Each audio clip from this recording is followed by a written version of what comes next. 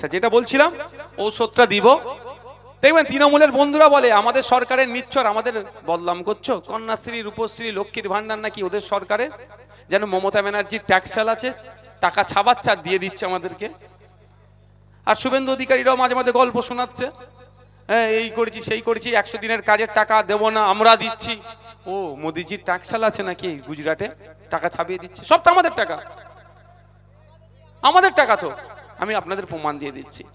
এই বোতলটার দাম কত কি করে জানলেন? MRP, ম্যাক্সিমাম রিটেল প্রাইস লেখা আছে। তার এর বেশি দাম যদি নেয় আইনত অপরাধ। চেষ্টা করি এর দামটা নিচে কমানোর, কিন্তু তার MRPর নিচে একটা ছোট্ট করে ব্র্যাকেট একটা জিনিস লেখা থাকে, আপনারা অনেকে লক্ষ্য করেন না, ওইটাই তো গেঁড়া কল। Inclusive of all taxes, inclusive of all taxes, সমস্ত ধরনের ট্যাক্স নেওয়ার পরে সর্বোচ্চ এটা 10 টাকা দাম। 10 টাকায় কিনলেন। একটা ট্যাক্স রাজ্যে থাকলো, আর একটা অংশ কোথায় গেল? কেন্দ্রে গেল। কেন্দ্রে 100 দিনের কাজের টাকা, কেন্দ্রীয় বাহিনীর মাইনে টাইনে হ্যান ত্যান, এটা থেকে যাচ্ছে। আর নির্দিষ্ট সম্ভবত এখন 12 লাখ টাকার মনে স্ল্যাব করেছে না, 12 লাখ টাকার উপরে যাদের টাকা থাকবে ট্যাক্স। আর স্টেটে যেটা আছে এই লক্ষ্মীর ভান্ডার হ্যান ত্যান যেগুলো যা পাচ্ছে এটাকে এসছে। তাহলে বলুন এইগুলো দিচ্ছে মমতা ব্যানার্জি ঘরের টাকায়? আজকের পর থেকে বলবেন, আজকের পর থেকে যদি কেউ বলে আমাদের সরকারে নিচ্ছ, আমাদের ভোট দিচ্ছ না, আপনারা কি বলবেন? এই চুপ কর, আমাদের ট্যাক্সের টাকাতে তোদের মন্ত্রী গাড়ি চড়ে ঘুরছে, বেশি বকলে গণতান্ত্রিক প্রক্রিয়ায় ওই গাড়ি থেকে নামিয়ে অন্যজনকে চাপাবো। মানবেন তো নাকি? কারণ ভিক্ষাতে চলছি আমরা। বরঞ্চ আপনার MLA আর আমিও 1,21,000 টাকা পাচ্ছি আপনাদের ট্যাক্সের টাকা থেকে, বুঝতে পারছেন? তাহলে আজ গল্প শোনাবে প্রধান, বলে চুপ কর, তুই 5 না 6,000 টাকা মাইনে পাচ্ছিস, ওটাও আমাদের টাকা থেকে। ও বলবেও না, প্রধান বলে 5-6 হাজার টাকা মাইনে, স্কুলের মাস্টারি ছেড়ে দিয়ে 6,000 টাকার মাইনের প্রধান, অত বড় সমাজসেবক, বুঝতে পারছো তো? যদি আমি 1,21,000-এর 21 পয়সা নিই না, জনগণের স্বার্থে খরচ করি। আমার বলার বক্তব্য এটাই যে আপনাদেরকে একটু সজাগ সতর্ক থাকতে হবে, সজাগ সতর্ক থাকতে হবে। শেষে আমি 3টে বিষয় বলবো, যদি সময় থাকে বলে শেষ করব। প্রথম বিষয় হচ্ছে, আপনারা যেটা আমি এসে তামান্নার বাড়িতে বলেছি, আজকেও বলছি, একবেলা উপোস থাকবেন। আপনি দলিত, আপনি আদিবাসী, আপনি মুসলমান, সব পিছড়ে বর্গের মানুষ, সব থেকে বেশি আতঙ্কিত আমরা হচ্ছি। বারবার আমাদের ভুল বুঝানো হচ্ছে যে এই করব সেই করব, এই করব সেই করব, এই করব, তাড়িয়ে দেবো তাড়িয়ে দেবো তাড়িয়ে দেবো। আমাদের শিক্ষা কম, গ্যাজেট বা নোটিফিকেশন আমরা বুঝতে পারছি না, যে যা বলছে বুঝে নিচ্ছি। আমাদের শিক্ষা থাকলে সর্বপ্রথম ওই বইটা পড়তাম। CA করে কোথায় মুসলমানদের তাড়াবার কথা আছে দেখি তো, মুসলমানরা কেন আতঙ্কিত হবে? SIR নিয়ে কি কি করতে চাইছে, কোনটা ভুল কোনটা ঠিক, যদি আমাদের শিক্ষা থাকতো আমরা তাড়াতাড়ি আমরা বুঝে যেতাম। এইগুলো আমাদের শিক্ষা থেকে দূরে রেখেছে, আর এর পরিবর্তে কি করেছে? হাতে লাঠি তুলে দিয়েছে। দেখুন না, লাল সাহেবের মেয়ে কি হলো? MLA হয়ে গেল।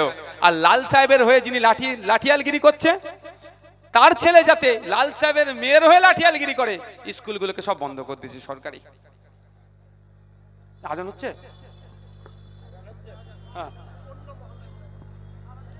হ্যাঁ ঠিক আছে, সব ভালো থাকবেন। অনুরোধ যে আসবো অনুরোধ করছি, ছেলে মেয়েগুলোকে উচ্চশিক্ষায় শিক্ষিত করবেন। হিন্দু মুসলমান দলিত আদিবাসী আমরা যে সম্প্রীতি ঐক্য, এটা থাকবেন। কারণ নেতারা দেখবেন মারামারি করে না, মারামারি কে করে? বুথ স্তরে। আমি অনুরোধ করছি আপনাদেরকে, যার যে দল ভালো লাগবে করবেন, দিনের শেষে প্রতিবেশী, এটা মাথায় রেখে আপনারা রাজনীতি করবেন। যার যাকে ভালো লাগে ভোট দেবেন। কি আছে, ডেমোক্রেসি, ভারতবর্ষের ডেমোক্রেসির এটাই মহত্ব যে ভারতবর্ষে প্রায় 2500 রেজিস্টার্ড পার্টি আছে। পৃথিবীর যত দেশগুলো আছে একদিকে করে দেবেন, যত রাজনৈতিক দল আছে ভারতবর্ষে তার থেকে বেশি। দেশ যখন আমাদেরকে এই এক্সারসাইজ করার সুযোগ দিয়েছে, আমরা কেন করব না? কিন্তু দিনের শেষে আমরা প্রতিবেশী, এটা আমরা মাথায় রেখে চলবো। চোর ডাকাত আপনার চিনতে বাকি আছে আর? হ্যাঁ, চোর ডাকাত চিনতে বাকি আছে? সব তো চিনে গেছেন। বরঞ্চ আপনাদের বিধানসভার নাম বলতে লজ্জা করেন, অন্য জায়গায় গিয়ে কোথায় বাড়ি নাম বলেন না বিধানসভার।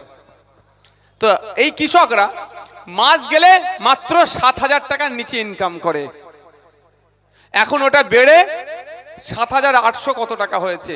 তাও সারা এত রাজ্য আছে, ইনকামের দিক থেকে আমরা 22তম স্থানে আছি। সব থেকে বেশি ইনকাম মেঘালয়াতে, ওখানকার কৃষকরা মাস গেলে 30,000 টাকার উপরে ইনকাম করে।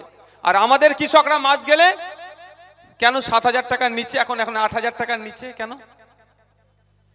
এইটাই তো লড়াই আমাদের। আইএসএফ তৈরি হয়েছে কেন? যে আপনার ইনকাম যাতে বাড়বে, মধ্যখানে ভুইফোড় দালালদের রমরমার জন্য আপনার ইনকাম কমে যাচ্ছে। আপনার উৎপাদিত সবজি ফসল আপনি সঠিক দাম পাচ্ছেন না, কিন্তু মার্কেট থেকে যিনি কিনে রান্না করছেন তাকে চড়া দামে কিনতে হচ্ছে। এই মধ্যখানে যে দালালি রাজ চলছে, ভুইফোড়দের যে রমরমা, এটা বন্ধ করতে পারলেই আমার রাজ্যের কৃষকরাও মাস গেলে 12,000-এর বেশি ইনকাম করতে পারবে। তাই কৃষক বন্ধুদের বলছি, লড়াইটা কোন জায়গায় বুঝতে হবে। তা আপনি যদি মনে করেন আম খাবার ইচ্ছা গিয়েছে আর নারকেল গাছ লাগালে কি আম পাবেন ভাই? আপনাকে আম গাছ লাগাতে হবে। আপনি কৃষক চাইছেন আপনার মাসিক গড় আয় বাড়ুক, আপনি দিয়েছেন চোরেদের হাতে দায়িত্ব, বাড়বে আর কমে যাবে।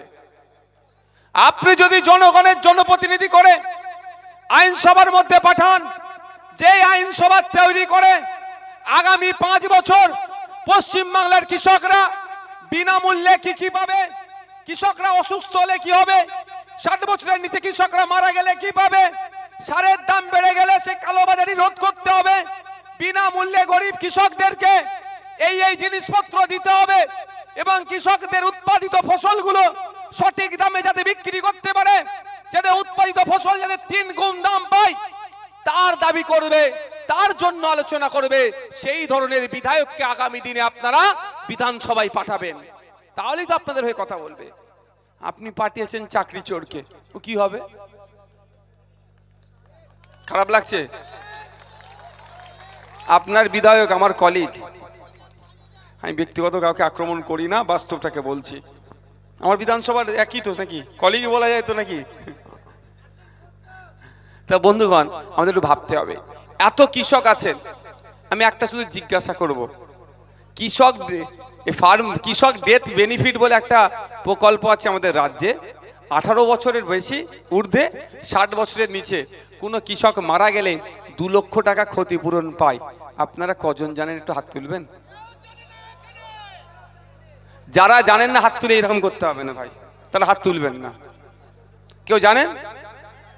আপনি জানেন? একটা জানেন? কারা জানেন? 2 জন, 3 জন, 4 জন, ওই মাথায় 1 জন, 5 জন, 6 জনকে আমি দেখতে পাচ্ছি, এই 1 জন 7 জন। এইখানে হাজার আমার মানুষ কাউন্টিং করার আমার ক্ষমতা নাই ভাই, আমার আইডিয়া নাই। তো এত কৃষকের মধ্যে মাত্র 10 জন খুব বেশি হলে জানে 18 বছরের ঊর্ধ্বে 60 বছরের নিচে কোনো কৃষক মারা গেলে 2 লক্ষ টাকা ক্ষতিপূরণ পায়। কিন্তু আমাদের বাড়ির কৃষকরা অনেকে মারা গেছে, এর মধ্যে সে টাকাটা কে নিচ্ছে? যারা ভোটের সময় ওই গণনার সময় তামান্নাকে বোম ছুড়ে মারে, তারা খেয়ে নেয়। ওই জন্য তামান্নাকে শিক্ষিত হতে দেবে না বলে ওরা আটকায়। অর্থাৎ তৃণমূলের নেতারা খেয়ে নিচ্ছে। আপনার বাড়ির কেউ মারা গেলে মারা যায় তো কৃষক ভাই? বাজ পড়ে মারা যায় না কৃষকরা? সাপে কেটে মারা যায় না কৃষকরা? মাঠে গিয়েছে সাপ ছবল মেরেছে, মারা যায় না? বাজ পড়ে মারা গেলে 2 লক্ষ টাকা ক্ষতিপূরণ পায়। সাপে কেটে মারা গেলে 2 লক্ষ টাকা ক্ষতিপূরণ আমাদের রাজ্যের প্রকল্প আছে। টাকাটা যাচ্ছে কোথায়? পকেটে চলে যাচ্ছে। কেন আপনাদের জানানো হয়নি? জেনে গেলেই তো কি হবে, টাকাটা নিতে পারবে না। আর দেখুন কেন আইএসএফ এর মিটিং কে আটকায়। বিজেপি শুভেন্দু অধিকারী মিটিং করবে, ওকে জায়গা ছেড়ে দেবে। ওকে পাইলট কার দিয়ে, রাজ্যের মুখ্যমন্ত্রী পাইলট কার দিয়ে রেখেছে, যাবাটা আগে যা, গিয়ে হিংসাত্মক কথা বল, হিন্দু মুসলমানের মধ্যে এমন কথা হবে লড়ে যাবে, হিন্দুরা তোর দিকে চলে যাবে, মুসলমানরা আমার দিকে চলে আসবে, তোর আর আমার শোরুম আলাদা, গোডাউন আরএসএস, নাগপুর ভোটটা সবই আরএসএস কন্ট্রোল করবে। এই তো প্ল্যান। আর আমরা হিন্দু মুসলমান নির্বিশেষে কৃষকের কথা বলি, শ্রমজীবী মানুষের কথা বলি, মহিলাদের কথা বলি, পুরুষের কথা বলি, ঐক্যবদ্ধ সমাজ ব্যবস্থা গড়ে তোলার কথা বলি। ওই জন্য আমাদেরকে আটকাবে। আচ্ছা, আপনারা যারা এই আজকের এই প্রোগ্রামে আসলেন, নতুন জিনিস 3টে জানতে পারলেন তো? চুরি হতো আপনাদের, সময় পেলে আরো কিছু নতুন নতুন বলে দেবো। তাহলে বাজ পড়ে কেউ যদি মারা যায় বাজে বজ্রপাতে, 2 লক্ষ টাকা ক্ষতিপূরণ পাবে, সরকার দেবে। সাপে কেটে মারা গেলে বছরে সরি সাপে কেটে মারা গেলে 2 লক্ষ টাকা। সাপে কেটে মারা যাওয়ার রুগী পশ্চিমবাংলায় আপনার সরকারি হিসাব হচ্ছে 750 এক বছরে, বেসরকারি ওটা 1500 মানুষ এক বছরে পশ্চিমবাংলার সাপে কেটে মারা যায়। শহরের কোনো বাবু মরে না, এটা কারা মরে? এই গ্রামের চাষি গরিব মানুষ, এই সমস্ত মানুষ এই টাকাতে ছবলে মারা যায়। তো এই টাকাগুলো লুট হয়ে যাচ্ছে। আমরা কৃষক ভাইদের জন্য কি চাইছি?